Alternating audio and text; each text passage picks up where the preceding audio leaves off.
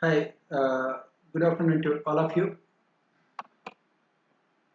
Today, as part of Unacademy Articulate, we will be discussing Indian economy for preliminary examination. We are looking at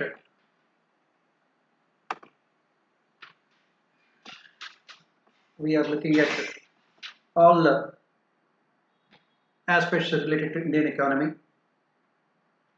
We are also looking at what are the questions that are being asked in your Indian economy from prelims point of view, and we will be looking at how we are going to tackle this Indian economy from a prelims point of view for the next 10 to 12 classes. Altogether, we will be having around 12 classes, and in those 12 classes, we will be looking at all these aspects of Indian economy, right? So, without wasting our time, we can move towards our discussions. What we will be doing is I will be touching upon all the important topics of Indian economy from your prelims examination point of view, and then I will also take up the questions that were asked from those topics in the last few years, and I will also focus on what kind of questions can be asked this year in your prelims. So what you can do is you can always come out with your queries. I will take up all those queries. You can put your queries on YouTube. I will try to answer all of them also. And in this month, we will have around 12 classes starting with today. Every day on weekdays, we will have class at 12 o'clock. It will be for 1 hour. And let's hope that this can be useful for your preliminary examination point of view. Right? So, starting with the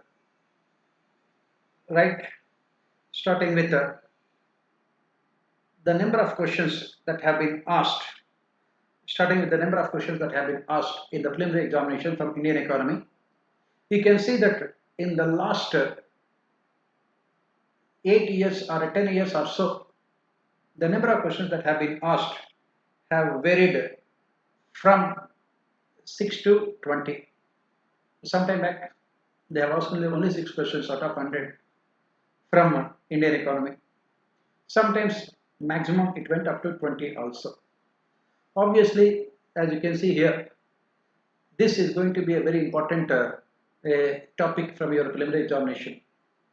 As you know, out of 100 questions, net if you get 50 questions right from your preliminary examination, you will be qualifying for the main examination. And you have to select what are those 50 questions where you will be getting those things right. You will be selecting what are the questions where you have to, topics where you have to get those things right. I definitely believe that economy is one of those topics where you can easily score marks. So, proceeding further, as you can see it on your screen, let us see what are the topics from which the questions are repeatedly asked by UPSC in your Indian economy. So, these are all the topics from which the questions are asked. Topics are basically from fiscal policy. Good number of questions are asked from fiscal policy. In the same manner, significant number of questions are asked from monetary policy, and we also have very good number of questions being asked from banking, then national income, inflation, unemployment, agriculture, international trade and finance, poverty and unemployment, food security, and current economic events. So if you look at all these topics, what we can see here is that Some of these topics are there in your other sections of general studies. Economy is closely related to geography. If you look at food security, agriculture, all these things are there in your geography also. So if you want to say that the questions belong to geography, you can say that, or you can call it as economic geography. Or if they are part of economy, it does not really matter. What really matters at the end of the day is whether you are able to get those questions right or not. These are the major topics as we have seen here. If you go back here, maximum questions are asked from fiscal policy, and again monetary policy, banking, and national income, inflation, unemployment, agriculture. These are all the topics which UPSC always asks questions from. The next important aspect here is that what are the sources for Indian economy? What are the books that you have to read? Obviously, with so much of material, it becomes difficult for you to choose the right kind of material. That is the reason why I always say that the most important source of Indian economy is economic survey. 99% of the questions UPSC will not go beyond economic survey. I would expect you to read not only this year economic survey, you have to read at least previous 2 years economic survey. That is the current year 2020 and then 2019 and 2018 also. Because what UPSC is doing in the name of current affairs, they are asking questions from the past 2-3 years. So it would be better if you read economic survey of the past 2 years also. Along with that, it would be better for you again to go through the budgets of again past 3 years.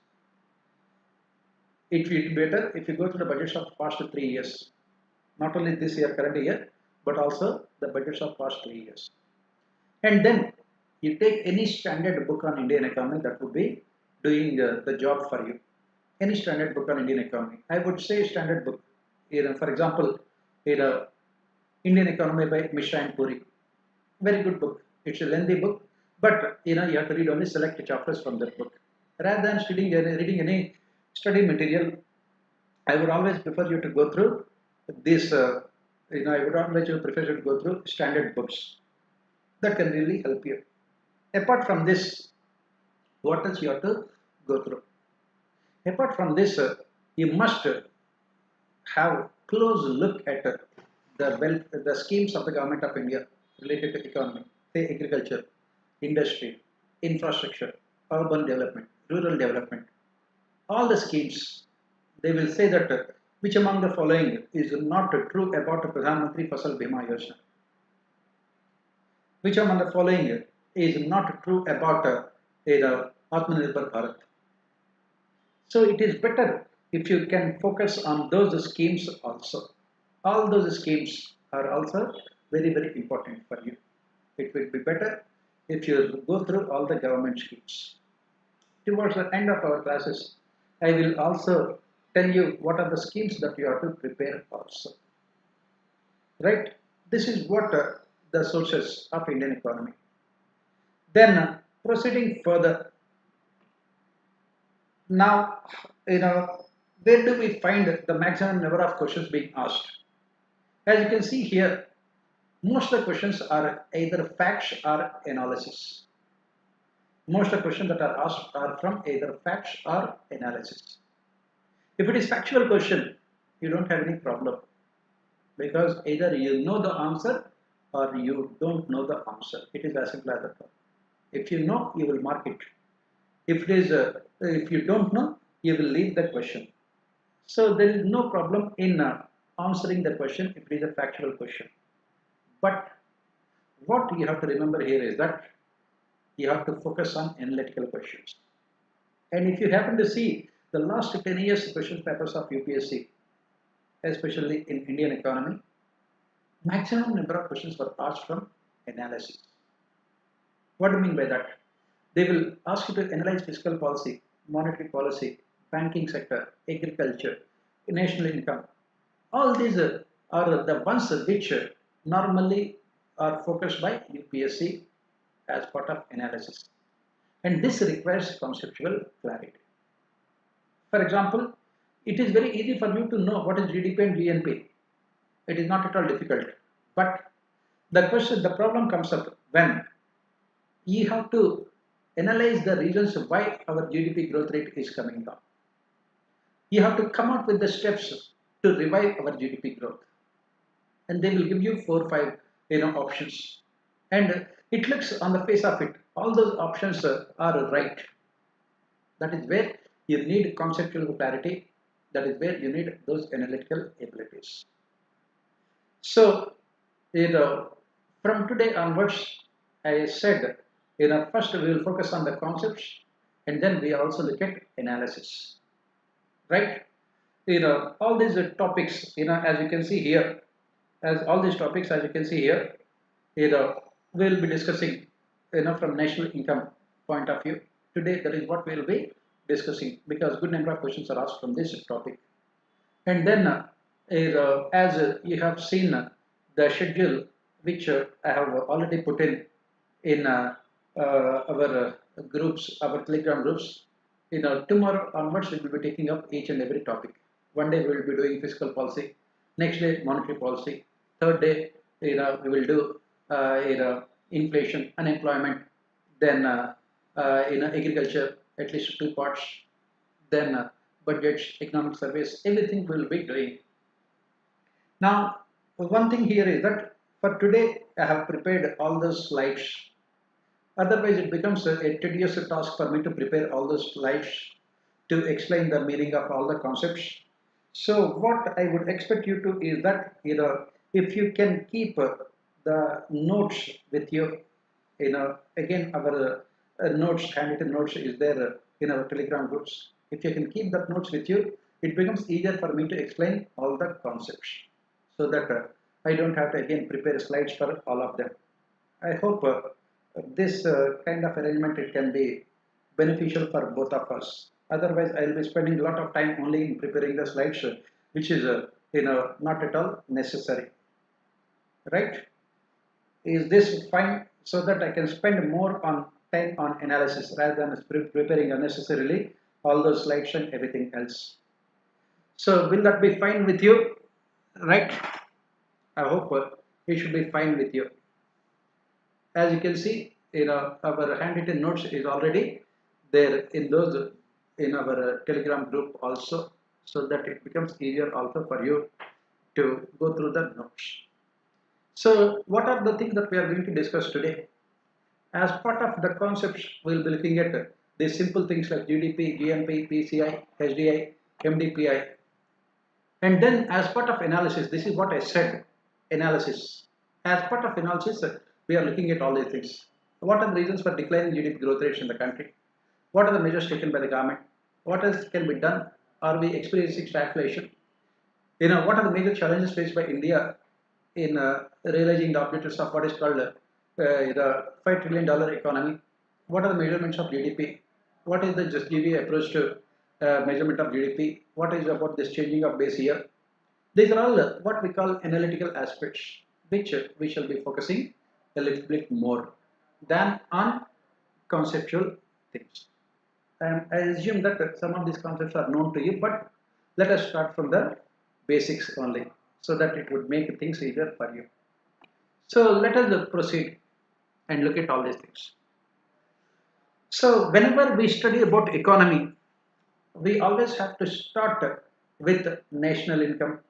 We always have to start with the basic things like GDP, GNP, PCI, so on and so forth. Right? So what exactly is this gross domestic product? As you can see here, it is the total monetary or market value of all finished goods and services produced within the country's borders in a specific time period. So what you have to remember here is that there is always this confusion regarding GDP and GNP. So how to understand this GDP and GNP in a very simple manner? GDP is a measure that is related to geography. GNP is a measure that is related to people. That is the only difference that you have to know. So when you talk about GDP, it is the total money value of all finished goods and services produced within a country's borders. That means whoever produces the goods and services within a particular geographical boundaries of the country is part of what we call GDP. Second important thing that we have to remember here is that monetary value. Why this monetary value becomes very important? Why? Because there are so many services for which money is never paid. For example, take the services of your mother at home. She cooks food for you, she takes care of yourself, and she is the heart and soul of the family. But we do not include her services as part of GDP. Why? Because those services are not paid in monetary terms, right? So that is the reason why we say that total money value of goods and services. For example, in the same manner, a doctor, if he treats the patients, he will take money. If he treats his own family members, he will do it free of cost. That is what we say. So GDP is basically a geographical concept wherein it takes into consideration all the goods and services that are produced within that geographical boundaries of a country by anyone, by the nationals of the country or by foreigners also when they are producing them within the country. That is what, and most importantly, as we have said, it includes only money value, monetary value. That is what we said. That means for any goods and services, money should be exchanged. And why do we calculate this GDP? This GDP provides us complete information about the economic growth and development of a particular country. For example, you take the case of the United States of America. Its GDP has crossed $20 trillion long time back, 23 trillion dollars. Take the case of China, $16 trillion. And what about India? It's hovering around $2.8 trillion. So you say that Chinese economy is at least 5 times bigger than that of Indian economy. And American economy almost 9 times bigger than that of Indian economy, in spite of the fact that India's population is at least 4 times that of America. So this GDP definitely is a very important macroeconomic indicator to give us information about the overall growth of any economy. Right? That is the reason why we calculate GDP, and this is one of the basic macroeconomic parameters. How do we calculate this GDP? This GDP can be calculated on the basis of 3 important methods. One we call it as expenditure method, second one is production method, third one is income method.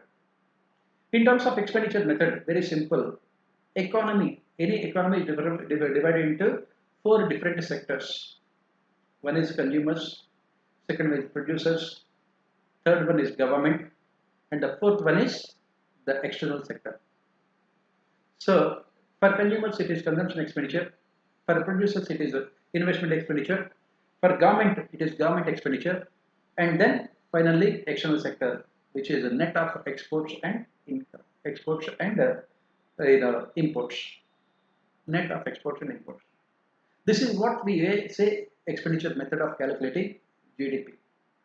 Please remember, if you have any doubts, you can always ask the questions here, and I will try to answer those doubts. Then from income method, again, we talk about 4 important factors of production, right? Land, labor, capital, and entrepreneur. For land, the remuneration is rent. For labor, it is wages. For capital, it is interest. For entrepreneurs, it is profits. That is how you calculate through income method. And from output method or production method, it is calculated on the basis of the contribution of various sectors. We divide the economy into 3 important sectors: agriculture, primary sector, and then industry, secondary sector, services, tertiary sector. And all these methods are used in India to calculate GDP.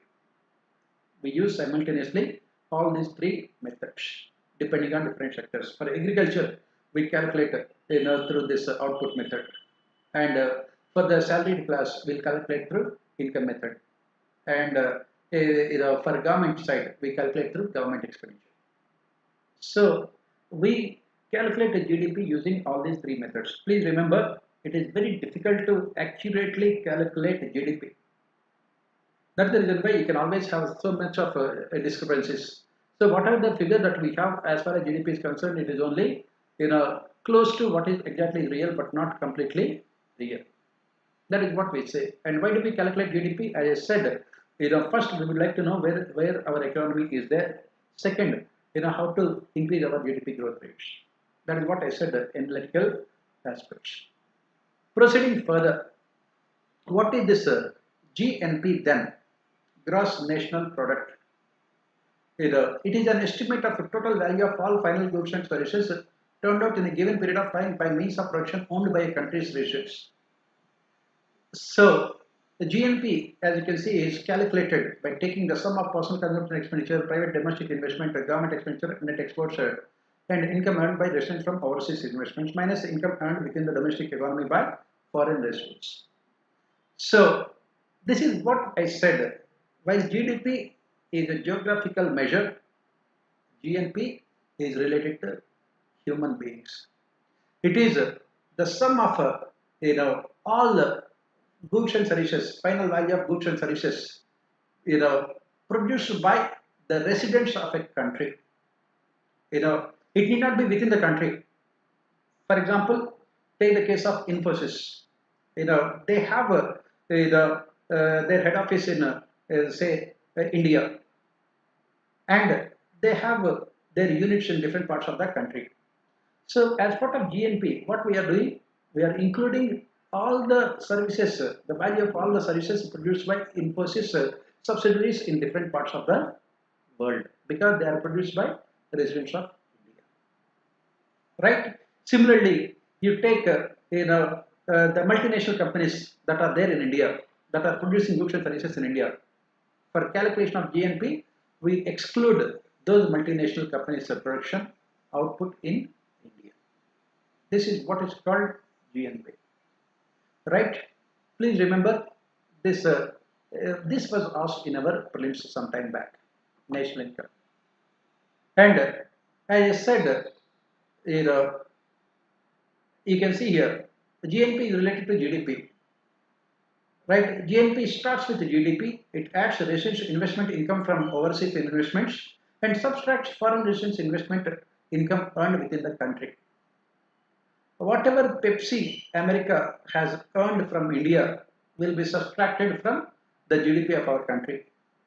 And whatever Infosys has earned from America will be added to the GDP of our country to get our GNP. So, is it clear the difference between GDP and GNP? GDP is always a geographical measure. GNP is related to citizens of a country. This is what we say about the differences between, say, GDP and GNP. Proceeding further, as you can see here, while GDP limits its interpretation of the economy to the geographical boundaries, GNP extends it to include net overseas economic activities performed by its nationals. Proceeding further, what is this per capita income? What exactly is this per capita income? As the name itself indicates, this per capita income, right, is nothing but the national income of a country divided by population of the country. National income of the country divided by population of the country. So it is very simple measure, national income divided by population of the country. Your national income can be high, but if your population grows at a faster rate than your national income, then the per capita income can be declining. The question that we have to ask here is that this per capita income can be a true measure to evaluate the quality of life of a population. Can it be called a true measure to calculate the quality of a life of a population? Obviously not. Per capita income is only the average income earned by every person in the country. It does not mean that every person in the country earns only that much of amount of income. For example, if you take the case of India only, If you take the case of India only, at this point of time, our per capita income is 98,000 rupees. That means around 140 crore people in our country on an average earn 98,000 rupees. Does it mean that everyone is earning 98,000 rupees? Obviously not. If you take someone like Mukesh Ambani, his income runs into, at least during the lockdown period, it has increased to almost 12 lakh crores. And take the case of Adani, his income value total had run into more than around 8 to 9 lakh crores. So it does not mean that every person will be having the same kind of standard of life. That is the reason why for a long period of time, multilateral institutions have stopped taking per capita income as a measure of a country's quality of life and standard of living, because it is not the true measure. It only tells you, what is the average income. It never talks about, the quality of life or standard of life of a population. Next, proceeding further, that is the reason why in recent times we have seen, there are so many other measures, in recent times we have seen there are so many other measures to evaluate the standard of life. One of the important measures that was developed was Human Development Index. So, what is this exactly this HDI? What is exactly this HDI? And why this had come up? As I said, this per capita income is neither necessary nor sufficient to find out about the quality of life or the standard of life. It is neither necessary nor sufficient to find out the quality of life or the standard of life. It is not necessary because it can never give us any accurate information. It is not at all sufficient. Again, it will never tell us what exactly is the situation at the ground level. That is the reason why this HDI was developed, Human Development Index. Please remember, again, this HDI was asked in a preliminary examination. It was asked. What is this Human Development Index? It is basically a statistical index that calculates, that takes into consideration life expectancy, education, and per capita income to rank countries in terms of what is called human development. When a country is scoring high on HDI, it means that the life expectancy is higher, education levels are higher, and the per capita income, purchasing power, on the basis of purchasing power parity, is also higher. Three things. Again, please remember, this was asked in our prelims. Three things. First one is life expectancy. What are the three important indicators to calculate HDI, as was asked in our prelims? First one is life expectancy. Second one is the education, and third one is this per capita, which is calculated on the basis of purchasing power parity. These three things will decide this Human Development Index, and the countries are ranked in terms of this HDI. If you look at India, India's ranking keeps on fluctuating. Sometimes it will be improving, sometimes it will be going down. During the pandemic, our ranking has worsened also. Why? Because our per capita income has come down drastically, and as you can see, during the pandemic, again, maximum number of people also have died, especially those who are young also have died, because of which our life expectancies also will be coming down. And of course, during this pandemic, it is said that millions of children could not get any education, right? That is the reason why this HDA is a better measure to calculate standard of life than anything else. And this HDA was developed by Mehboob Haq, along with Amartya Sen, right? This developed by one of the popular economists from Pakistan, Mehboob Haq, and of course from India we have this Amartya Sen, who had always spoken about Human Development Index, because as I said, per capita income at the end of the day is not the right kind of measure. So that is the reason why it looks at whether the children are well fed, whether they have better house to live in, whether they are healthy, whether they are able to work, whether they are able to get good education, whether they are able to participate in community life. So it takes into consideration so many other factors, right? You know, as we study later with employment also, John Maynard Keynes called, full employment is a situation where there is no involuntary unemployment. Similarly, what is hunger? You want to eat but you don't have any food. On the other hand, you follow religious rituals. There, you in a voluntary manner remain hungry. That is what not called hunger. Hunger means you want to have food, but you don't have any food to eat. This is what both Amartya Sen and the Mehboob Haq have defined. Proceeding further, right? In 2010, uh, this human development report, it has also introduced inequality adjustment human development index, right? Inequality adjusted.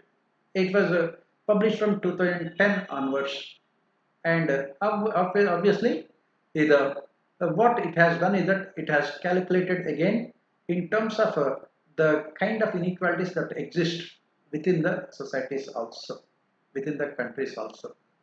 Here, what the kind of inequality that exists, the potential inequalities and the real actual inequalities also it calculated. Basically, they were making more what we call changes to make it much more effective. And in recent times, uh, we have witnessed a major index that had come into existence called multidimensional poverty index.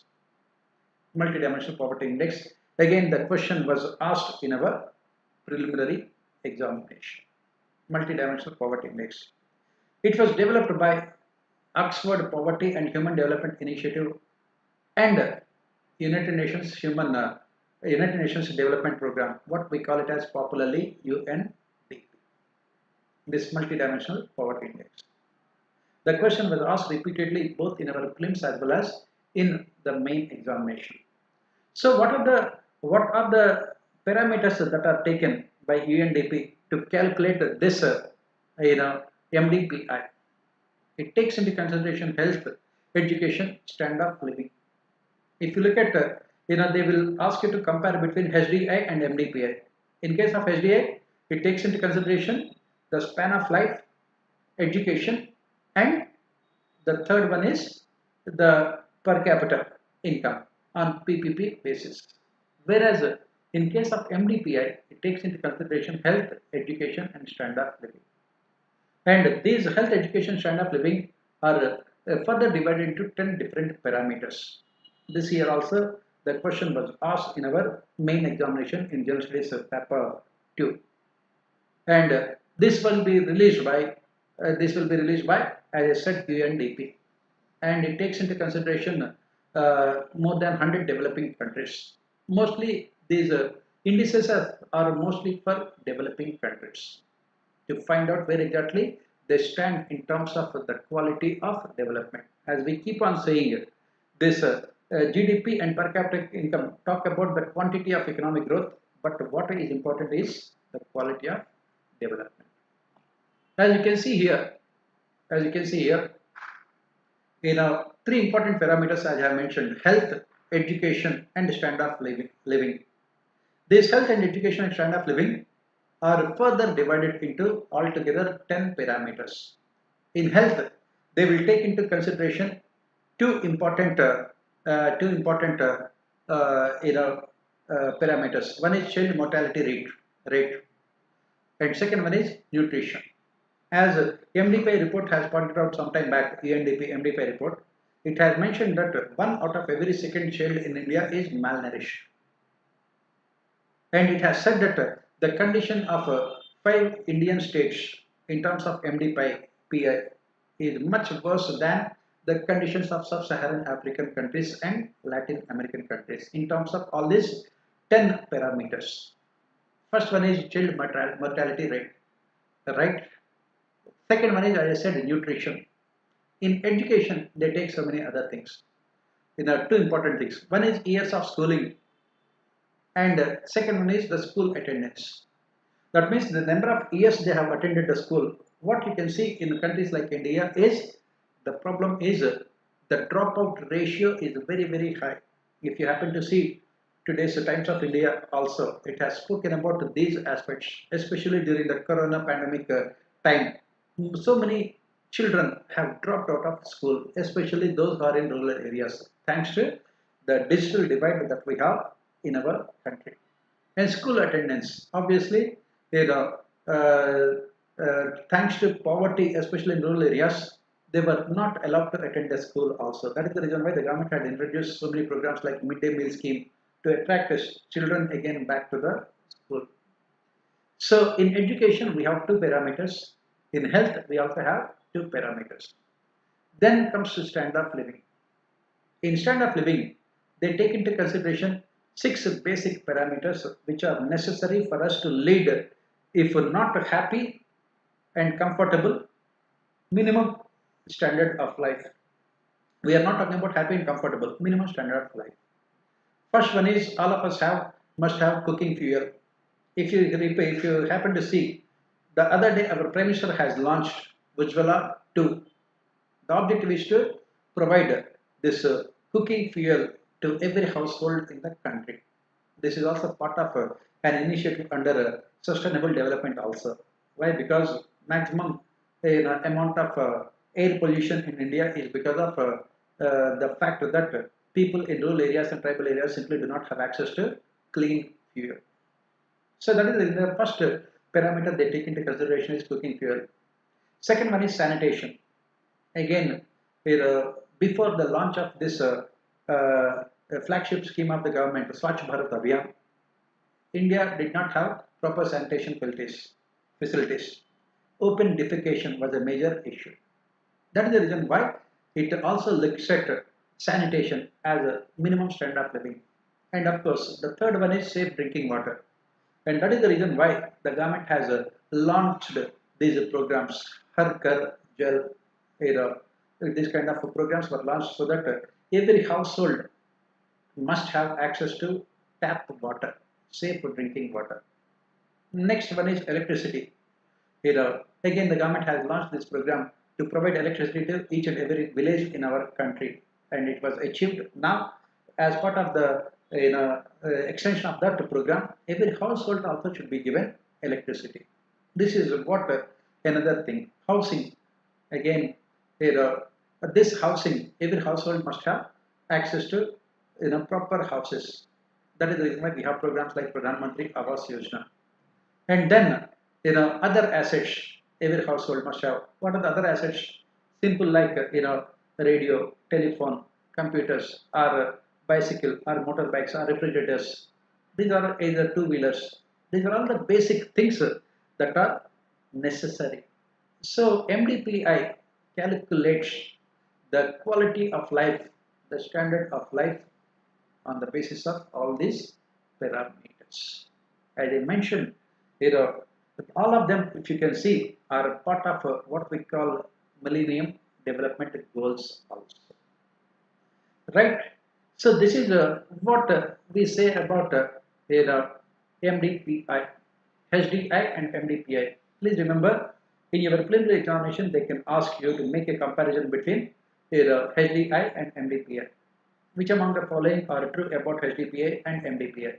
What are the similarities between, what are the differences? These are the things that they can ask you. Next, proceeding further, GBA, at this point of time, the government of India is adopting this GBA method to calculate the GDP. Right? It is a GBA method to calculate GDP. As you can see here, in comparing GBA and GDP, we can say that GBA is a better measure for economic welfare of the population because it includes all primary incomes. So, what is the relation between GBA and GDP? That they can ask you. This is what we study in economics. Forget about GBA, GDP and all these things. We talk about two things, market price and factor cost. In economics, in microeconomics, we talk about two things, market price and factor cost. What is the market price and what is the factor cost? What is the relation between them? So it is very simple, right? If you look at factor cost, or what we call it as cost of production, it includes the remuneration paid to all four factors of production: rent plus wages plus interest plus profits. People have this misconception that profits are not included in the cost of production. Every producer will include profits in his cost of production. Rent plus wages plus interest plus profits. Rent is the remuneration to land, wages to the laborers, workers.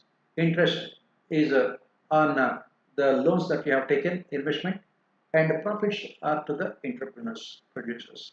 But do we pay the same amount of money when we purchase those products from the market?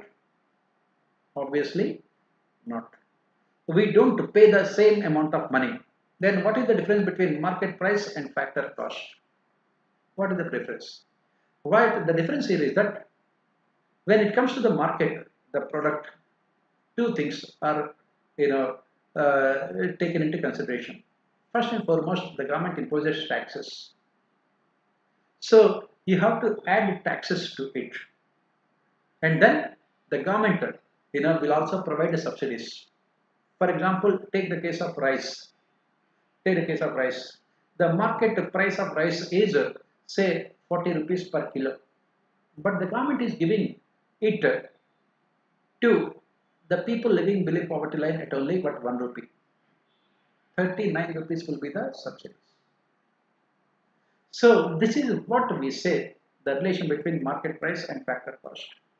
Market price is equal to factor cost plus taxes and minus subsidies, right? So in the same manner, if you look at the GDP and the GVP, this is what we say: gross value added equal to GDP plus subsidies minus taxes. This gross value added is the one which can give us a complete information about the GDP of a country, right? Why? Because the gross value added, it takes into consideration the GDP and it adds subsidies and it deducts taxes on those products, right? So that is the reason why right now the government of India is using this GVA approach to calculate what we call GDP of a country, right? Then another important concept that we have to look at here is GDP deflator. Again, the questions are asked. What is this GDP deflator? Whenever you are calculating GDP, you always calculate GDP at base year prices. What is this? Let us simply understand with a simple example. Let us understand this with a simple example. For example, right, the price of land that you have last year was say 10 lakh rupees, right? It was 10 lakh rupees. This year, the price of land has gone up from 10 lakh rupees to 12 lakh rupees. The land is the same. You have only 2 acres of land.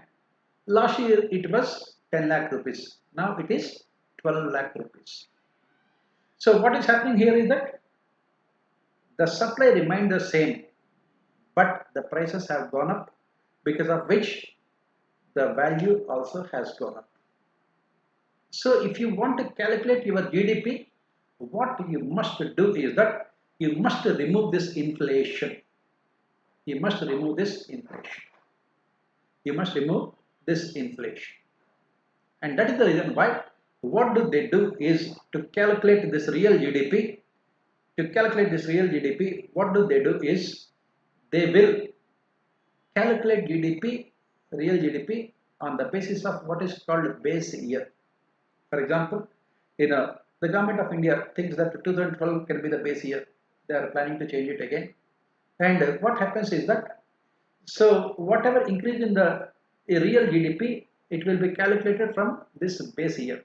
Why? Because the prices in 2012 are different from prices in 2021.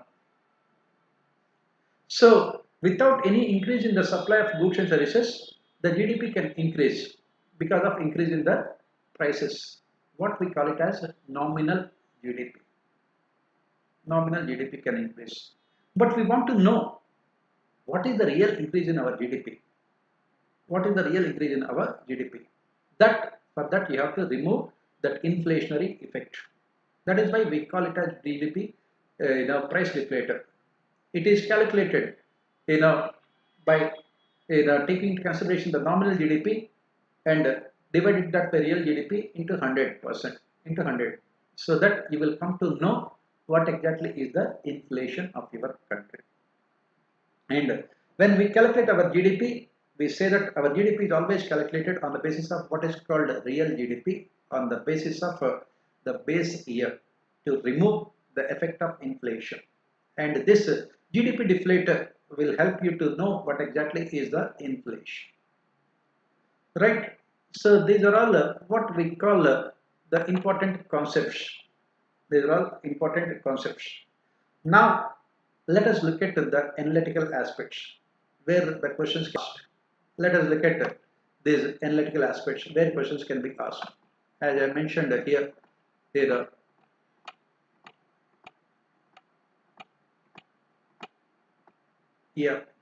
we have to see what are the reasons for declining GDP growth rates in our country.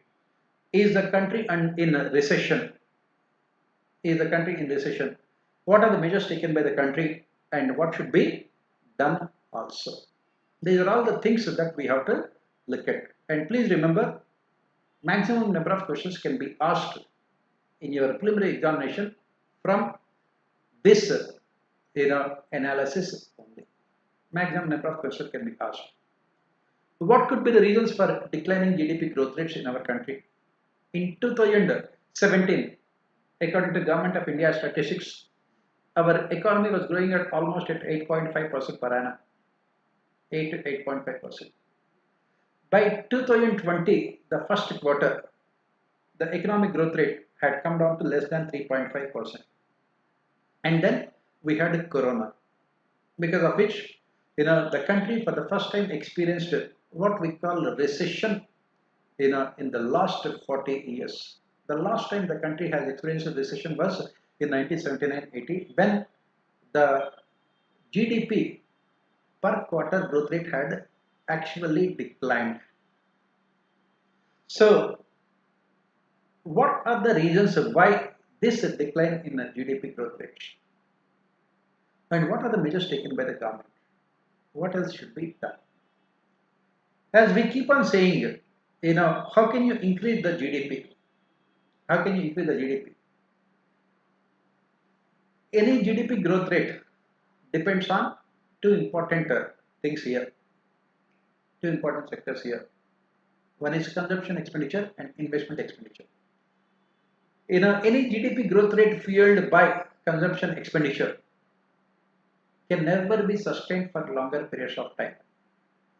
That means people's incomes are going up and they are spending a lot of money, which results in increasing the GDP. And the country had witnessed this, what is popularly known as consumption-led growth in 1980s. What is popularly known as consumption-led growth in 1980s. Between 1980 and 1990, for that decade, average GDP growth rate in the country was around 5.5%, and it was felt that India could come out of the so-called Hindu rate of growth. But it was not sustained. Why? Because consumption-led growth can never be sustained in the long term. Because what is needed is investment-led growth. And India has imported so many goods and services from foreign countries thanks to the liberal economic policy followed by Rajiv Gandhi, who was the Prime Minister of the country at that point of time, which ultimately led to what we call balance of payment crisis in 1991. Finally, in 1991, we were forced to open up our economy, radically alter our economic policies also.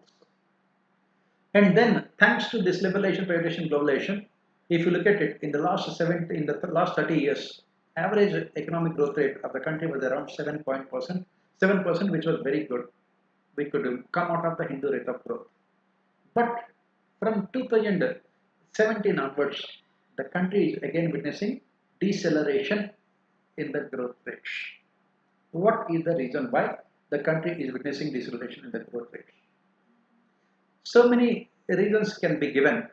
First and foremost, what we say here is, first and foremost, is the economic shocks the country has received in the form of one, demonetization, second, the implementation of GST. These economic shocks the country has received successively had resulted in decline in growth rates. Definitely the economic shocks. Then what are the other reasons? At the global level also, the countries around the world have opted for what we call a Turkey, closed economic system. Donald Trump, as the President of America, had made that policy very popular, America First policy. So he would not allow any cheap imports from India and China.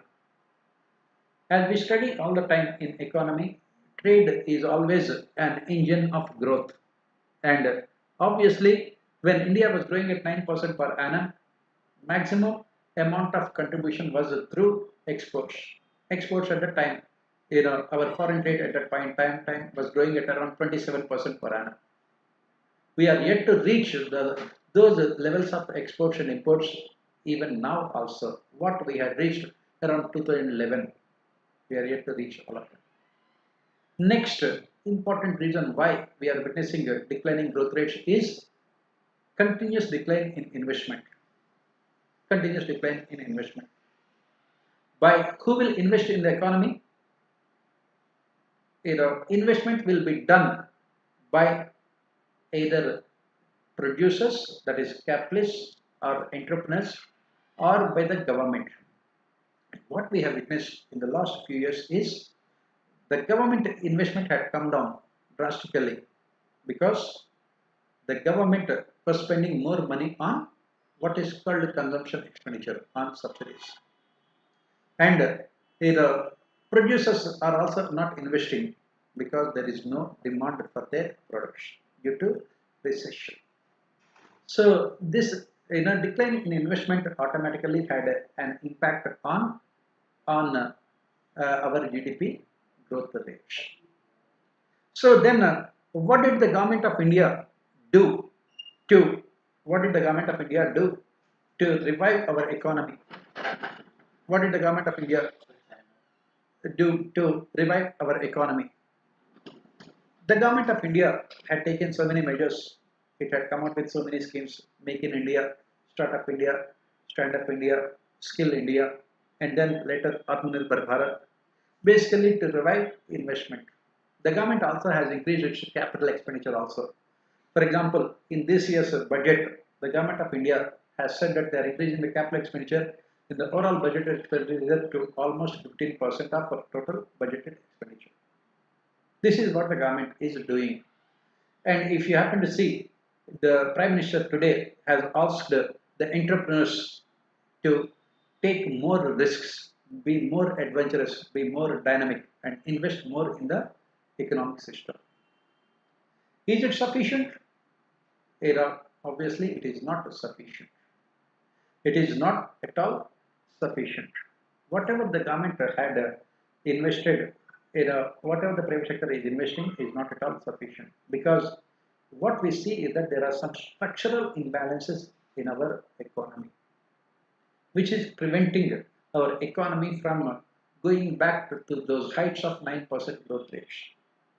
The government must address those structural imbalances. What are those structural imbalances? Which we shall be studying as part of our entire discussions. Are we experiencing stagflation? Going by the definition of stagflation, we can say that we are experiencing stagflation. On the one hand, we have a situation wherein there is stagnation in growth rates, and on the other hand, the country is also experiencing very high levels of inflation. So you can say that we are definitely experiencing what we call it as a stagflation. The reasons may be the reasons can be different. Again, as we proceed, you know, we will discuss all those things as part of fiscal policies and monetary policies, banking, and everything else. Then, is it possible to have achieved this $5 trillion economy as the government has envisaged some time back? It is difficult right now. Why? Because thanks to Corona, it is almost impossible for the government to think about having this $5 trillion economy in the near future. Why? Because the government will have to change its goalposts. Because the present rate of GDP, the present GDP in our country is less than what it was in 2019. To reach to 2019 levels of GDP, it will take us one more year. That is up to 2020. Then after that, if you can grow by at least 8%, 7%, or 8% per annum, you can think about $5 trillion economy in the next 3-4 years. Otherwise, it is a very difficult task also. It is a very difficult task also. So this is what we say. At the end of the day, this is what we say. Whether we can, move on the path of recovery or not depends on so many other factors. So what the kind of question that you can expect from this topic, as I have mentioned, you can expect questions. Which among the following is not one of the reasons for declining GDP growth rates in our country? They might give one of the reasons as increasing expenditure by the government. When the expenditure of the government increases, it can add more to the GDP. Increasing capital expenditure by the government. To be specific, increasing capital expenditure by the government. Increasing capital expenditure by the government help in increasing the GDP, but not results in declining GDP growth rates. So, like this, they can ask, what else should be done? Again, as I said, as we proceed with our syllabus, we will be looking at all these things in a more detailed manner also. We will be looking at all of them in a more detailed manner. Why India is experiencing stagflation, and what could be the solutions? What are the monetary policy challenges that the country is facing? What are the problems with our banking sector at this point of time?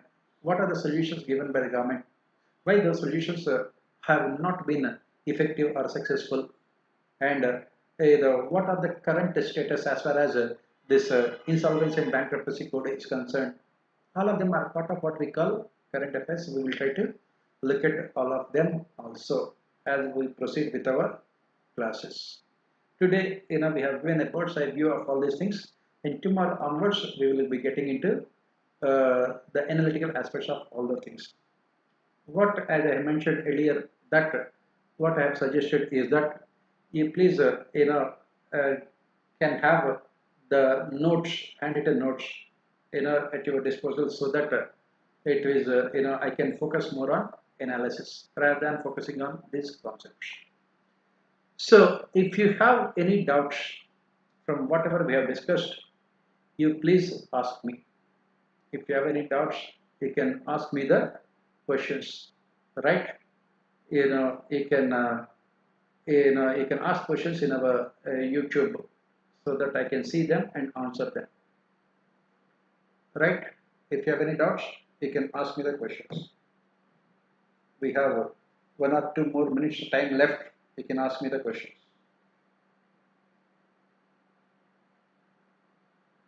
If you have any doubts. Tomorrow, as I said, we will start with fiscal policy. Tomorrow we will start with fiscal policy.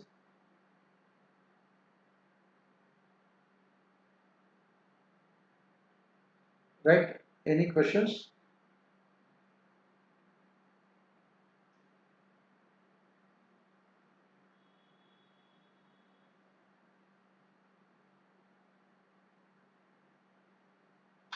I cannot see any questions here.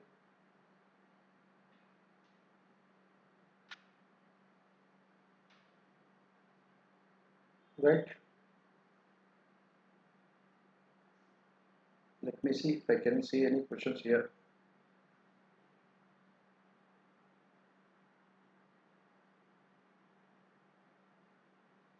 So it seems that you don't have any many questions as such for today. No problem. Tomorrow you can come out with all your questions, and we will try to take up fiscal policy tomorrow at the same time, right? Till then, take care of yourself, and you can always ask the questions in tomorrow's class, right? So otherwise, tomorrow we will meet at the same time and discuss what we call fiscal policy. Till then, take care of yourself.